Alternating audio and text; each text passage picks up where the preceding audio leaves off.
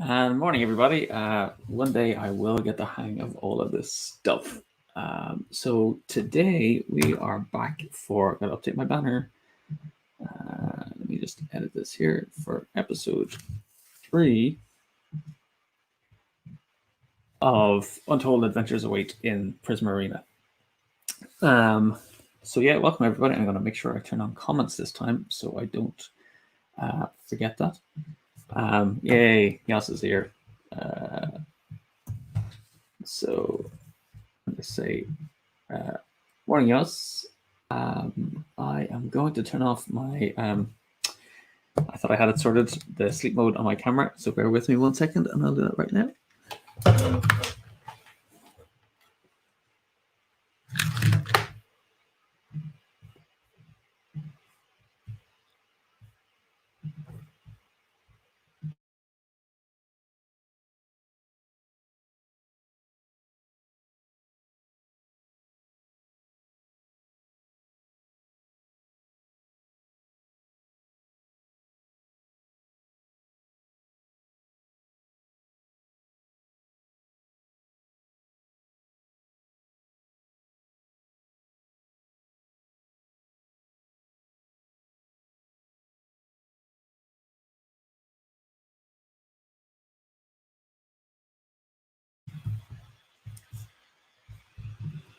Okay, I think that is it sorted.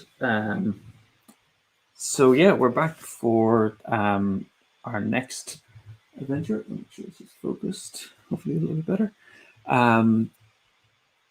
So yeah, it's day three of NaNoWriMo, episode 3. I realize I have a lot to learn and improve upon as I play Untold. Whilst working within the structure, I realized I've probably spent a lot of time demoing the mechanics of the game and not so much time actually really creatively playing within the space. So actually, as research last night, I started watching some She-Ra because it's kind of that same kind of age bracket. I've watched a lot of Adventure Time and Steven Universe. So I was watching some She-Ra just to get a sense of the kind of pacing and focus for it. So before we jump in, actually, I'm going to ask. So y'all, you've been watching. How's the story holding together so far? Anything you'd like to see covered in the adventure, or any aspects of it that you'd like to see it explored? If there are, just kind of drop a note in the comments, and I'll kind of read that out to everybody. After the last episode, a couple of things to just, I suppose, talk through about the game. One is at the end of the episode, I said I was going to create a character for Gorkin, which I have done. Again, just got to update my setup here so I can jump between everything. So I've actually created the character of Gorkin, and I've said that he's going to be a trader, and the reason why he goes on adventures is he needs to provide for his family, because that was kind of like the opening of episode 2. So he'll travel where he must, and his skills are bargaining, and I was going to say wayfinding, but then I thought, well, he's a terrapin, he's got a shell, so he's going to be armored as well, I think, is a kind of special ability he has, and hopefully that will come in useful as we play the game. Yeah, so the other thing was that the characters should all have actually kind of gained new specials following on from episode 2, which they completed last night or yesterday. So I decided to give Eleanor the Prisma staff that she borrowed from the guard. I'm going to assume the guard gifted it to her at the end of the episode in the kind of denouement. She didn't steal it. And it's probably something I should have included at the beginning, that she has the ability to summon Mokon, which are these manifestations of her emotions, and can I give them form. So they're kind of like the demons in Northern Lights as well, or his Dark Materials series. But there's actually multiple creatures that can be summoned. And then for Ariba, I gave him the ability of wayfinding. I thought that would be helpful. And the bugler, so it's more like an item. It's the means of transport that they can use for getting around as well. And I kind of think of this like the beetle in, is it A Bug's Life? That's kind of used to transport them all around, the big kind of giant beetle that can fly. So that's that. I have been keeping track then of, in my little notebook, the kind of the growing list of characters that we have here. My writing isn't, I think, the best, but we've added like Gorkin, the Shadows of Despair, the Despair Watch, and the head of the Merchants Guild, who doesn't have a name yet. Maybe I'll come back and do that. The kind of new additions are Glorthan, the seaport. In terms of items, I've added the Locket of Dark Thoughts, which the guild head had. And events, I kind of need to summarize that. I think a bit more key events that have happened.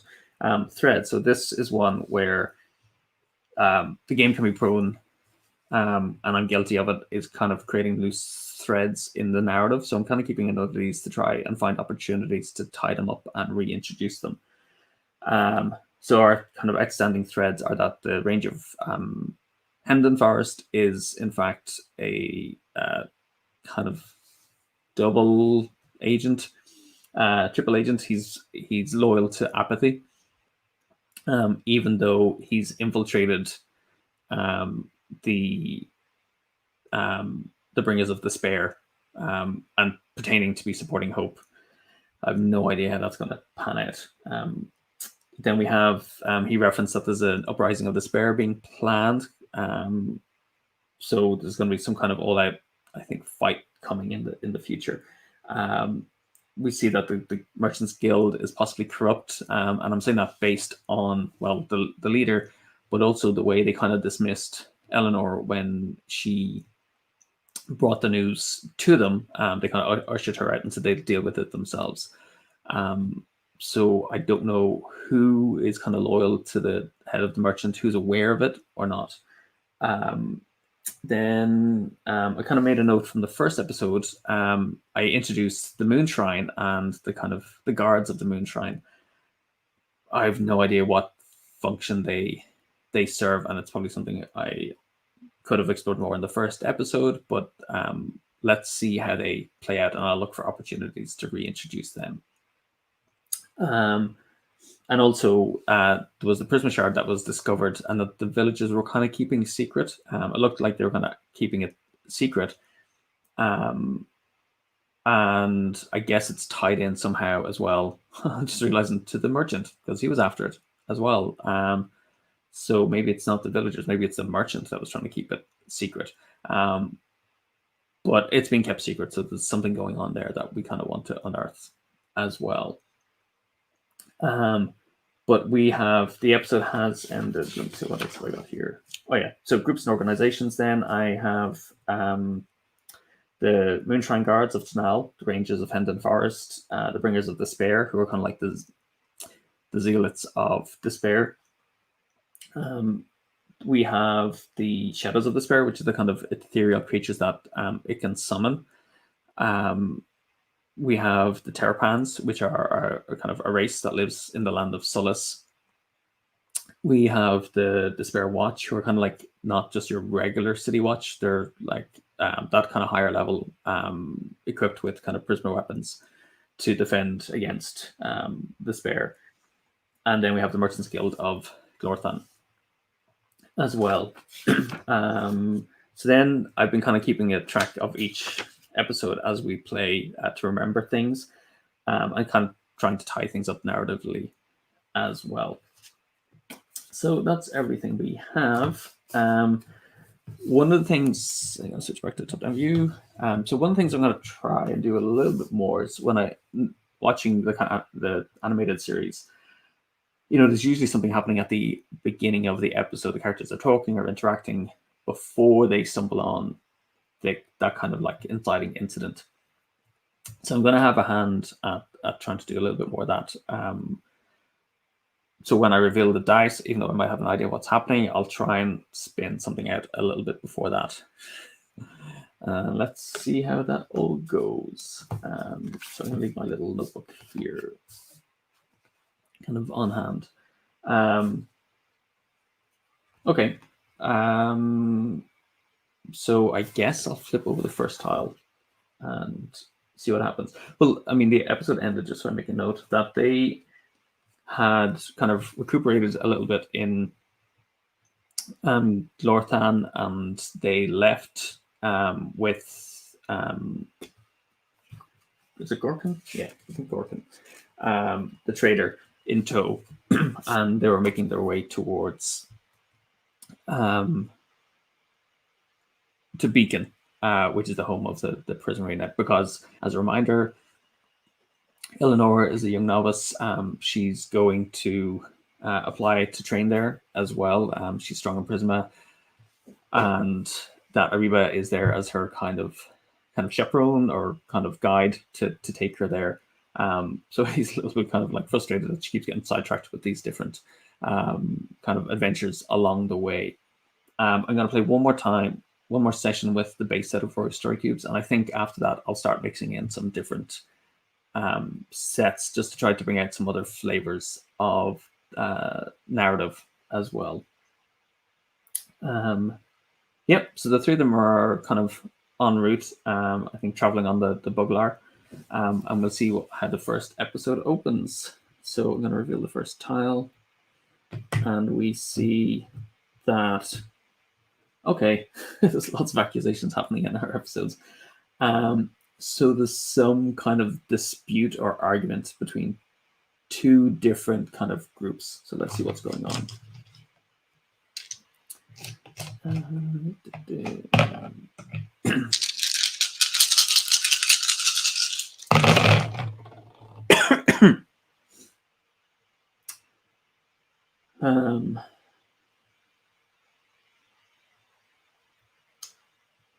Okay. So as we're traveling together, it's reaching evening time, I think, and Gorkin, well, we all decide to kind of stop and rest, and I'm realizing maybe Ariba has a kind of they spot basically a kind of a gambling house. In that's just kind of by the wayside. It's a small kind of stopover point, and so we land. We're kind of exhausted. We go in and we're looking for something to eat, a place to rest, and it's like Ariba's like, Lenore, I have to get you to Beacon. I have to get you to Beacon, and he's like, ooh.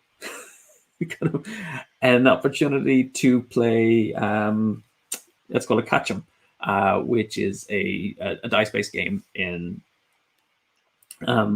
Sullus, and Ariba turns to Lenore and said, "Oh, would you care to join me?" And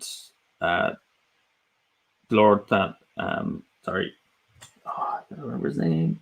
Gorkin says, "Well, I must be cautious with my money because I am here for my family, but I see no harm in spending a few shills to pass the time together and get to know you. Maybe I could buy you a drink as well." So kind of reluctantly, Eleanor heads in with the other two to this kind of gambling den where they see, let me see, I'm gonna say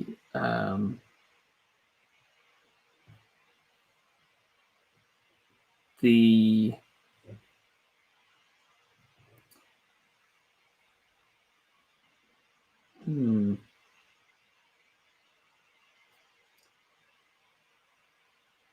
a kind of a large kind of Cyclops type character. So a kind of Cyclopean character. What do we call them in this world? So they would be kind of groups, I guess. They are a race of, I'm going to keep it really simple, cyclors.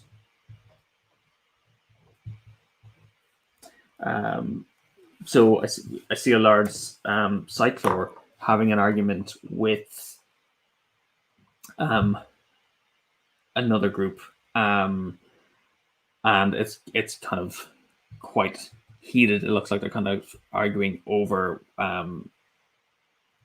some kind of interaction over the gambling table. So I immediately I'm going to try to maneuver into position to get a better angle to see who it is that they're actually arguing with. And these are known for being kind of quite, I think, belligerent as a group. So yeah, I'm gonna try and move around and see who they're arguing with.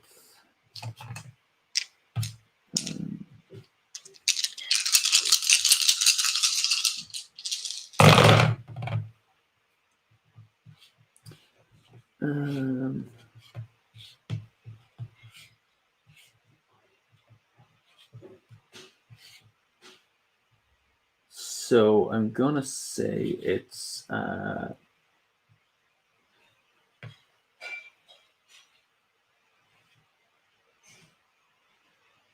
two. They're kind of like two boys who are like kind of not boys, but two brothers. Let's say they're twins, but they're definitely kind of from a kind of farming background because of the clothes they've got on, and they look quite desperate. I get the impression that they're kind of out of luck, basically out of money, and the cyclor is looking to be. Excuse me, let me just mute here for a second while I cough. The cyclor is looking for payment, and they don't have it. And the twins are kind of sheepishly arguing, saying, "But you basically cheated at the game. We're not paying you." So they're refusing to pay as well. But they do look like they're kind of on the back foot. So I think Gorkin is actually going to step up and kind of, with his bargaining skills, try to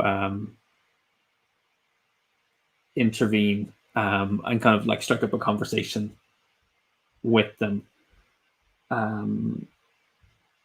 So he's going to try and step in and diffuse the situation, and kind of offer to join them in a game together.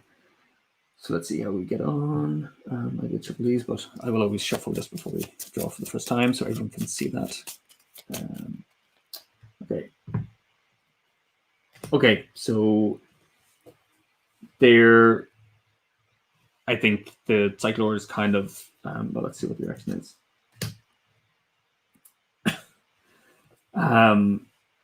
So I think the cyclor kind of stops and laughs and says, "You two don't go anywhere, but I'm not going to miss the opportunity to take off money off another willing fool."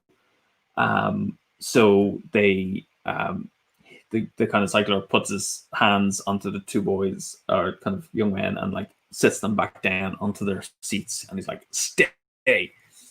And he looks at Gorkin and says, "Let's play." So meanwhile, I'm going to kind of sidle up and sit beside the boys and ask them, I'm going to talk to them and ask them, what's the kind of what brings you here to gamble. That's a bit of a dumb question. Hang on, sorry, not a dumb question. So they're sitting there, they're gambling. I think I am going. What do I want to do to figure this out? So the Gorkin, the Cyclor is playing with them. They've been accusing each other. I'm going to ask them, how do they propose to pay the Cyclor? So I'm going to reveal the tile.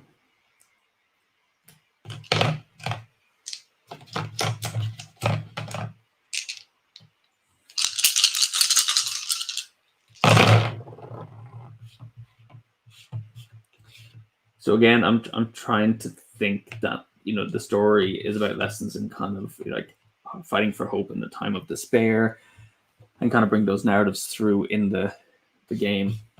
So let me see how I can bring that out in the story. So bring up the dice tray. Oh, that thing really does not want to focus on them. Nope. Very strange. There. Better.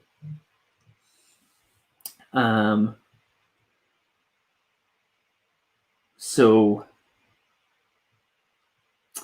they are going to say that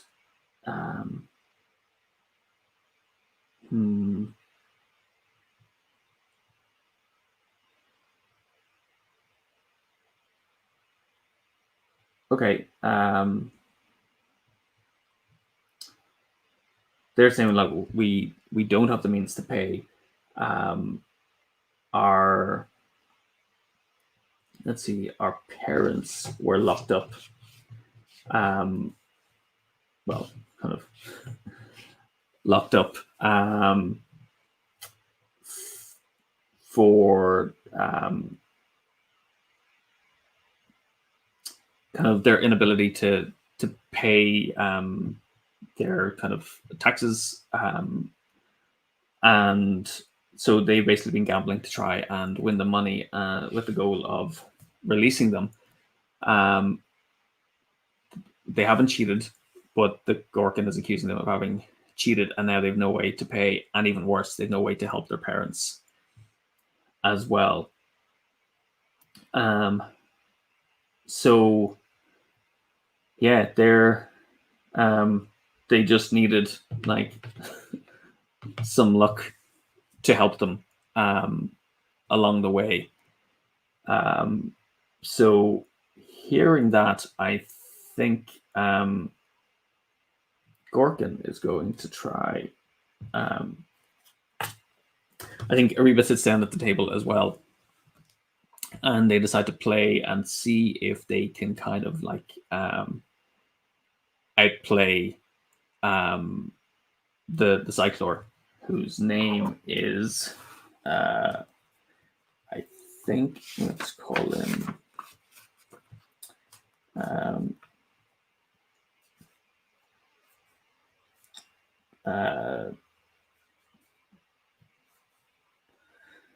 trying to think of different letters.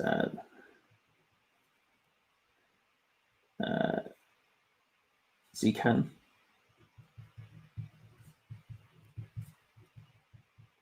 Cyclor. Okay. So they're going to sit down and kind of play with Cyclor, with Zikan. And as they're talking, they kind of, I think Ariba is going to ask where he's come from, kind of what brings him to this part of the world. So I'm going to flip up the dice.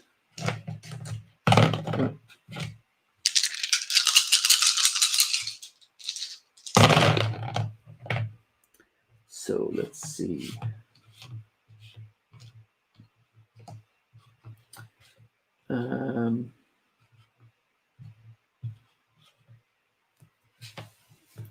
Okay, well, I think. Oh, hang on. Yeah, because I was talking about trying to tie threads together. Um, I think he will say that he was on his way to visit the moon shrine in Tanal, um, and basically he just couldn't resist the gamble. But he was on his way because he let me see. He was on his way to Tanal to pay tribute, I guess, because I think the Cyclopean race, Single Eye, they worship the moon as well. Um, so he was on his way to pay tribute and had stopped off here to pass some time. And then these like two cheating scumbags were preventing him from keeping his wouldn't pay him basically his earnings. So kind of Ariba and Gorgon say, well, look, okay, now's your opportunity to make amends. Let's play fairly and see what happens. So Gorkin is going to begin by placing a bet and rolling the dice, and their intention is to kind of win some money back for the young farmers to try and help them out of this situation.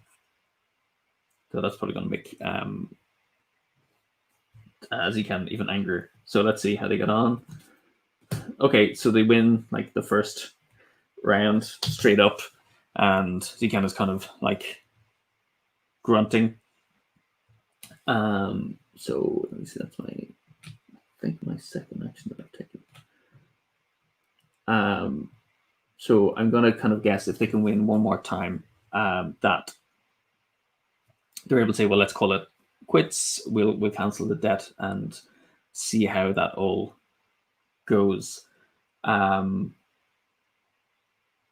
let's see how that pans out. Okay, so they get it, and they basically offer the money back to Zikan in exchange for kind of canceling the debt. So let's see if he kind of accepts that as an outcome. Okay, so he does, but the same time, okay, so I think, oh, sorry, I keep forgetting. So they succeed in this. He agrees to it, and kind of as a result, it's like the two brothers who are going to give names to. So I'm going to call them Jalu, Jalay, and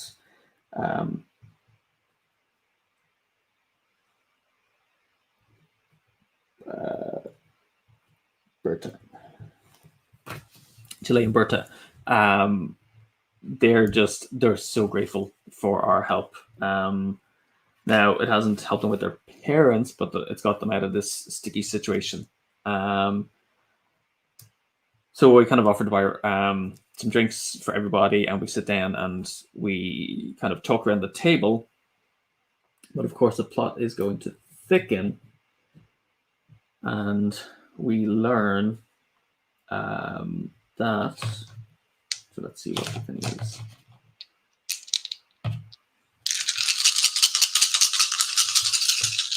So we learn that Zakan has a terrible secret.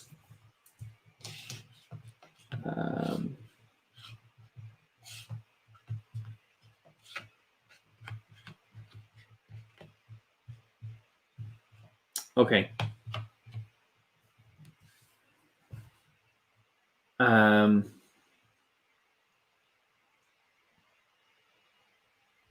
So I'm going to say that he has. Let me see.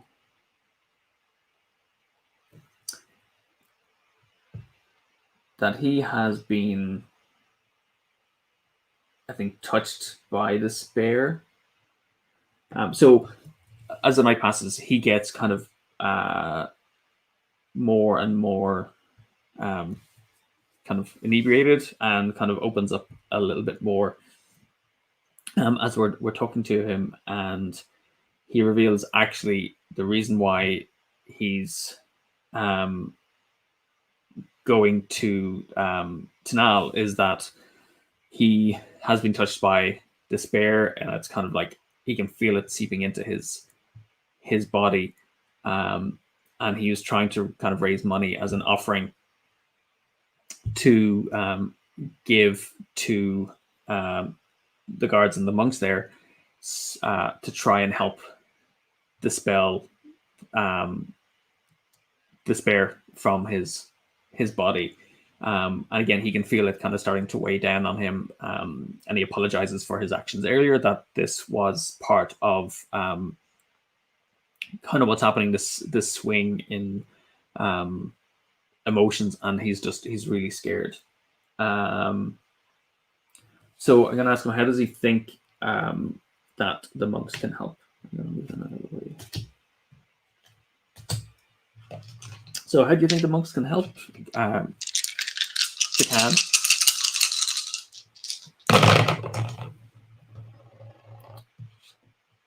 Okay. So let me see. So I think we can see the symbol there. Yeah, I think I'm not going to switch to the other camera because I keep forgetting to switch back. So during a full moon ceremony, if you are there, it basically kind of unlocks, kind of gives access, the kind of being basked in the pure moonlight through the kind of the shrine, and we talked about how it kind of captures the moonlight. It allows them, I'm going to say this in a weird way, but it kind of allows the monks to essentially kind of fish out the despair that's taken hold, and yeah, kind of draw it out of the body. So it's like Tikan has like a whole mix of emotions going on around this, and he's quite nervous, worried, forlorn about whether it's going to happen or not. So what other question can we ask of this?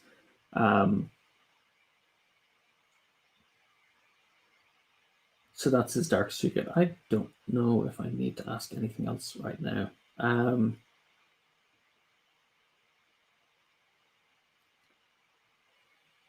Yeah, so I guess he's kind of heading over there in time for the next kind of full moon. So well, I maybe ask him just for kind of storytelling. Is there has he heard of this working before? So let me just check.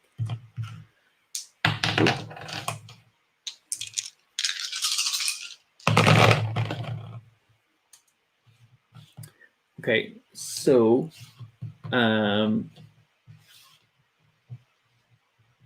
yeah, I'd say it's been well. I'm just going to use the book. It's been well documented that this shrine is kind of known for that, and so people would come for the full moon to have kind of that sense of despair alleviated from them. So that would suggest that they're kind of friends of Beacon, and supporters of Hope, definitely affiliated in that way, and that would explain why they were accusing the ranger of being a traitor and a spy as well. Okay, so hearing that, we kind of see we kind of got to help out then that with this kind of terrible secret. And I think I might have done a misplay in that this probably should have been a kind of a bigger thing. So instead of turning them into a positive character, but let's see, because I think we could spin it afterwards. So he has been touched by despair, and he carries this, and it's something that kind of is eating him up inside as well. So we got to go to a new location.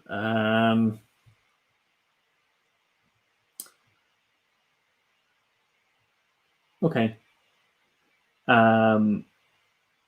So let me roll and see.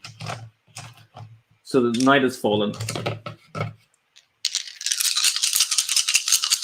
And hopefully, yes, I get what I wanted. Okay. So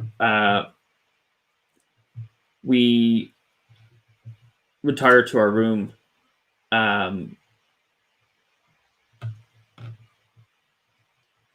Yeah, I think we retired to our room where actually, because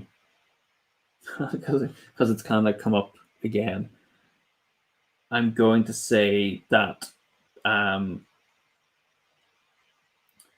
the brothers attack us, I think. Yeah, so actually the twins sneak into the room while we're sleeping. And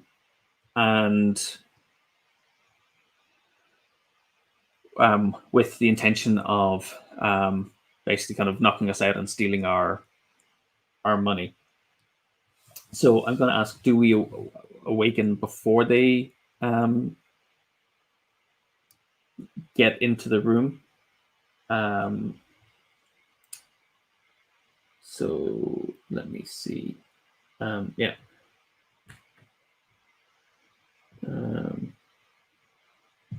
So I'm going to ask, actually, does Inu, who's the nervous, do they kind of waken us to, because they're kind of like being watchful. So yeah, are they able to awaken us before the brothers kind of get our money? No. So the brothers have got our hands on our money, but I'm assuming we're going to kind of wake up while we're there. And I leap out of bed, and I'm going to attempt to summon Farg to basically kind of scare them and just pin them down into place. Whilst I start yelling at them in anger and frustration, like, "What are you doing here? We tried to help you." Yeah, through that kind of anger and outburst of emotion, I'll see if Farg appears to assist us. No, huh? So I'm not not very good at like kind of using my anger effectively. So I'm going to say that he kind of appears, but yeah, no, he doesn't appear. So they're there. So I'm gonna Ariba is going to try and I think grapple them to stop them from kind of running out the door with the money. So let's see how he gets on. Okay, so he's able to catch them, and he kind of holds them in place. And I I asked him, like, what are you doing? Why are you trying to steal from us? We tried to help you.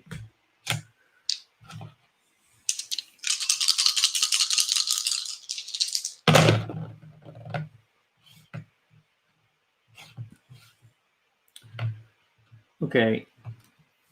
So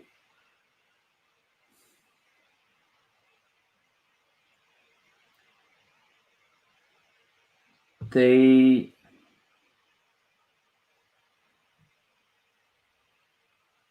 have said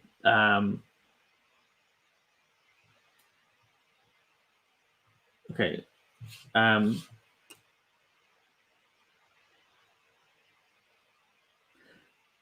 Let's see how this goes. Okay, so they say basically when they were children, their parents used to tell them stories. We'll kind of zoom in on this, I think. I'm trying to focus here. Just does not want to do it. It's really strange. Okay, yeah. I think it's the light or something. There, I think that's a bit better. Yeah, put them there. Yeah, it's the light behind them, I think. So they basically, as children, their parents used to kind of tell them stories about how the world was going to tip out of balance, and that when the time come, they had to look after themselves. And they said it's almost like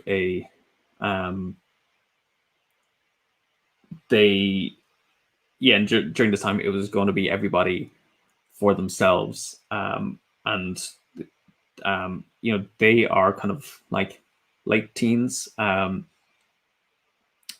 They're scared and nervous, and they want their parents back. And the parents said, you have to do whatever it takes to take care of yourselves when this happens. So they've kind of no real remorse for it. In their view, it's like they have to take what they have to take in order to survive at this time. So I am going to. So we have them caught. We've prevented that. They have revealed this. Are we inclined to help them?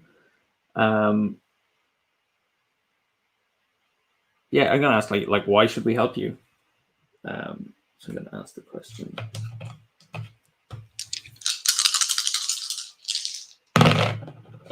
When you've behaved like this.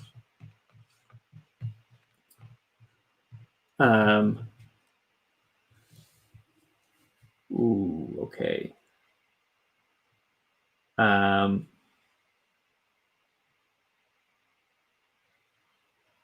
So they say that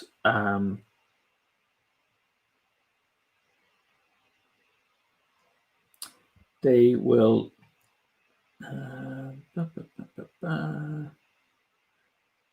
know. Okay, so they will offer basically to help Gorkin by giving him goods from the farm at a kind of for him to be able to trade. They've got some kind of rare fruit on the farm that's we call them ushni, which are a type of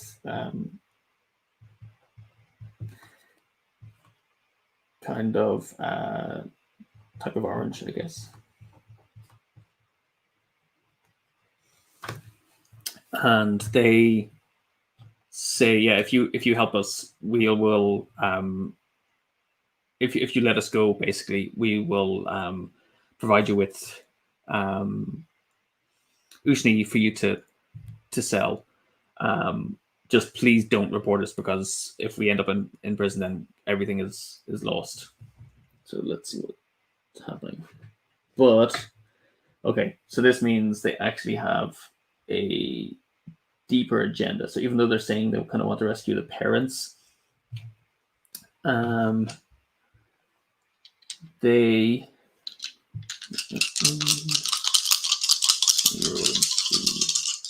I forgot to reset these from yesterday.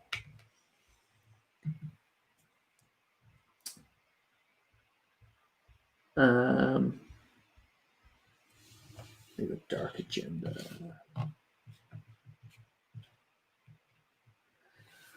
Kind of keeps coming back to that shrine, I think. So they have a dark agenda. Yeah, so I kind of question them and say that's complete. That's not good enough. And I'm going to.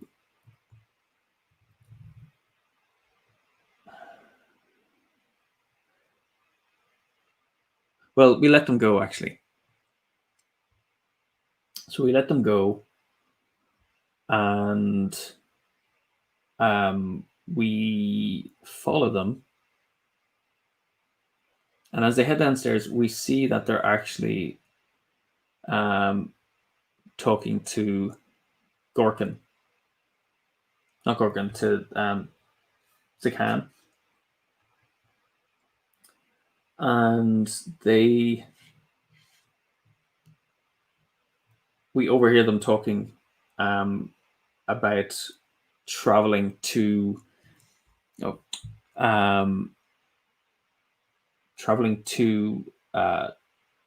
Tanal together to the Moon Shrine. So what's their motivation in going to the shrine?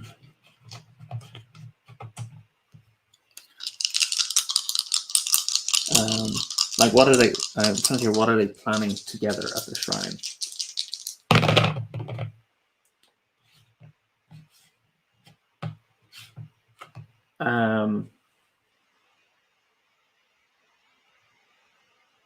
Well, I think they're going to meet with. They're planning to basically meet with some bringers there. So show the symbol. So I got this one here.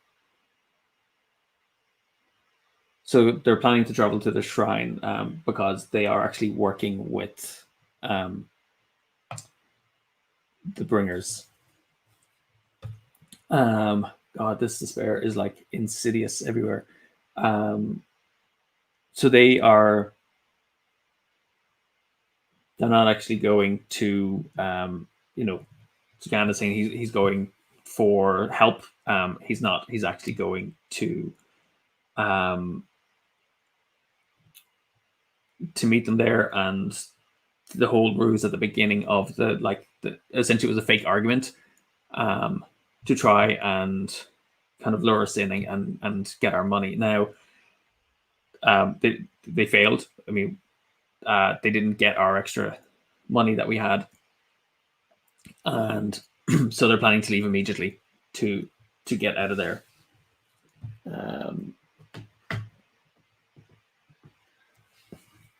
So, who we got? I'm going to go here. So we're going to go to a new location or back to the kind of gambling hall.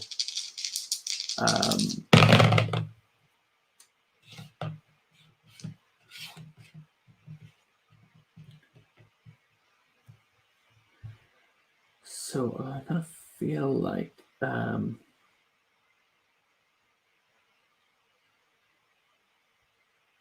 they're traveling to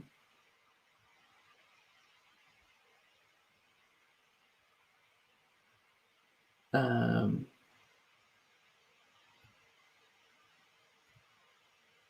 what are the thoughts in my head? There's a couple things. One is it all kind of takes place in the gambling den.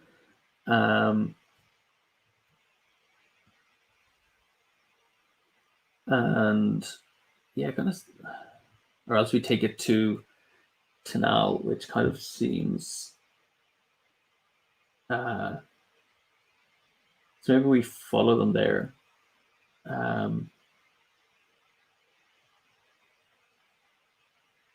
So yeah, I think maybe that we follow them to Tanal. And I'm going to see if I can use a modified token to find. something suitable. I'm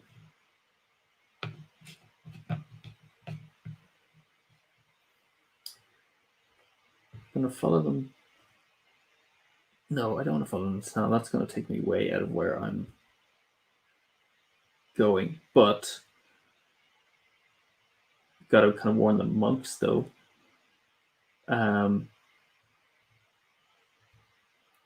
So I'm going to kind of use, what did I have before? I had a symbol.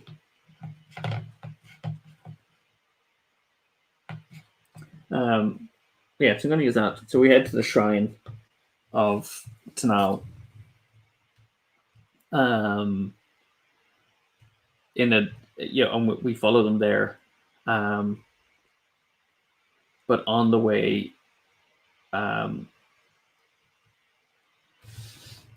we were captured by Gorkin.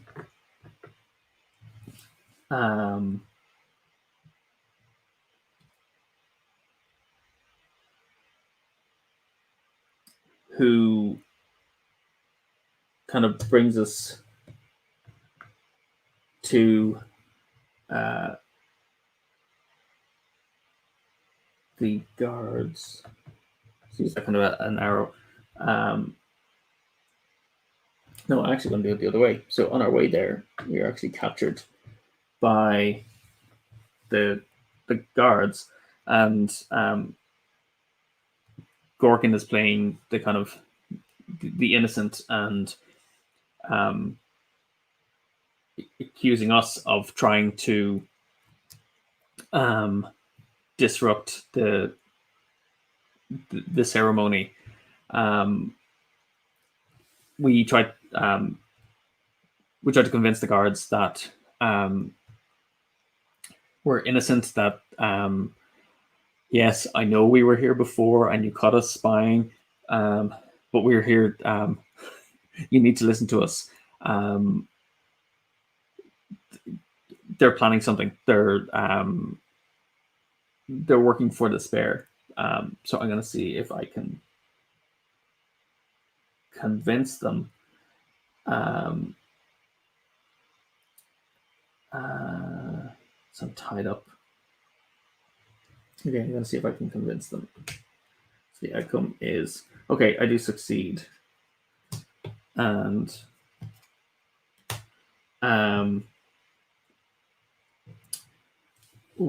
so someone is hurt in the process. They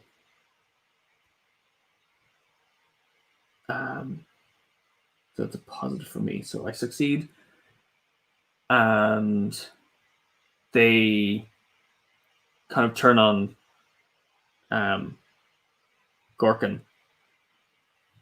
Sorry, Zakan, the Cyclor, and tell him to explain himself. But he rushes to grab us, to kind of grab me to defend himself. And I will again, who are going to try this? I'm going to try to summon Inu to no, I'm going to use my Prisma staff. I'm going to attempt to kind of block his progress on me and prevent him from getting a hold of me. So I do succeed, but in doing so, I accidentally hit Amara, Ariba. So my companion, and kind of because it's a double end, I kind of hit him and overswing and accidentally hit Ariba to the ground, who was not happy. He's like, "You're meant to be helping, Lenore." So that's my second action. So I want to convince the So I mean, I've kind of let them go, but I want to convince them that there is um, a bigger plot going on here, that the shrine is at risk, and I want to see if they can believe me. Now they're the guards, so they may not do that, but I'm going to try and convince them that the shrine is at risk and they need to do something to protect it. That they need to call off the monthly ceremony. Maybe I'm going to try and convince them to call off the monthly ceremony. No, and like they're completely horrified at the notion of me doing this. They say like, how could you even suggest something like that? They're saying like, you're just a child, you don't know the workings of the world. We must conduct this ceremony in order to basically kind of heal people and hold back despair. Whew. So we're kind of ending on a low note then, that we've managed to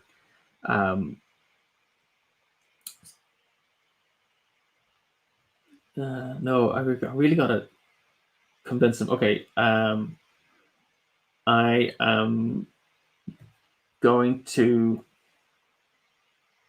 I think Gorkin is going to step up and use his kind of charm to speak in a more kind of subtle, polite way, and speak on my behalf and say, yes, she is but a child, but she has come to know much of the suffering of despair, and she's witnessed it firsthand. What have you got to lose by hearing her out? Okay, they're still not listening, but they agree that they will put on a heavier guard for the ceremony, and they will keep any signs for despair. So I am going to for Gorkin, I kind of feel like I need to get something. So they said they put on, a better watch. And I wonder, can I find the brothers? And I go in search of the brothers because I still want to explain that they both need help, but they're not to be trusted because despair has gotten a hold of them. So I go in search of the two brothers who are Jale and Berta. And who do I send? I'm going to go with. I'm going to travel with Grava to show that I kind of come in peace. So, okay, so I'm able to find them, but they are completely dubious of my desire to help. But they come with me to kind of back to the guards. So I think I'm not keeping track of all my actions, I don't think. So I think this will be my last one. I'm going to try and convince the guards. Well, I'm going to bring them to the monks actually and say, again, please, these two have been touched by despair. They are not to be trusted, but they're kind of an example of the lens people will go to when despair gets a grips on them, of the things that they can do. Please help them and the others, even though they may be here to kind of bring down the temple. I do not believe that's truly there. intent if they can have this weight lifted from them. They say, look, we can't show preference to anyone over another. But we see they look over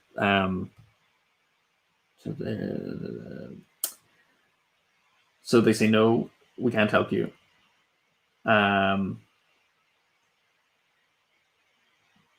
But we will so I gotta get some positive out of this.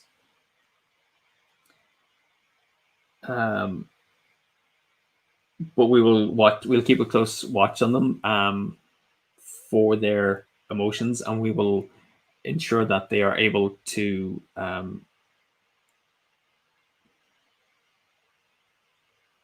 We will not do anything that would anger you with them, and with that, they walk them away to essentially a holding area. Because so in terms of tying this up, they were planning this kind of to attack. There is potentially this attack still coming, but these two have been kind of taken out of the picture and held up. And so actually it's it's the look on the two of them as well when they're being walked away. They kind of vow their revenge on us and say, like, despair will have it. Despair will not lose its grip on its land, and there is no hope for you. Mark our words. And with that, they walk off, and we're left, I think, planning. We need to plan for this ceremony while we're here, and kind of help with defenses to prepare. I think help them prepare for the moon ceremony and the potential uprising or kind of raid, I think, that might happen from the people who appear to be coming to have despair kind of cleansed from them, when in fact they might actually be here to kind of destroy the shrine instead, and further the spread of despair. So do I want to do any more? I kind of feel like that's the end of the episode. The parents are still imprisoned. I kind of feel like it should cut to me kind of at the end helping. I'm going to use my kind of nascent prism powers to help with the defenses, like infusing different prisma shards with energy, and kind of helping prepare them for the outcome, or for the invasion. So I'm going to just spend that as an action because I kind of want to see what the reaction is. So I am successful at it, but Ariba again, it's just like, I am never going to get you to beacon at this rate. And he just kind of like slumps onto the ground, and Gorkin kind of turns and says, well, while we're waiting, would you like to try your hand at some dice, my friend? The episode closes for another day. So that's episode 3 of the Prisma Arena. I kind of got to give it a name, actually. So before I forget,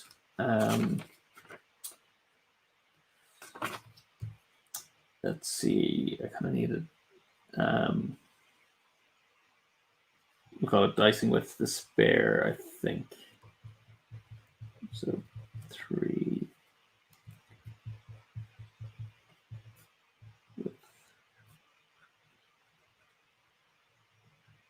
Despair.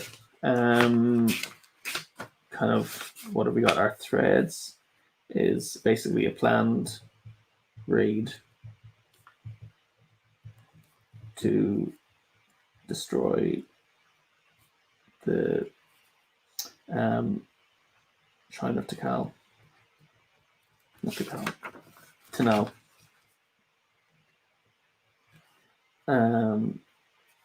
We've got Tikan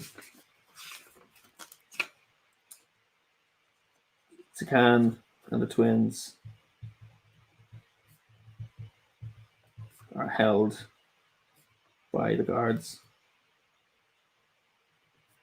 of Tanal Shrine. I think that's mostly it. We're currently at Tanal.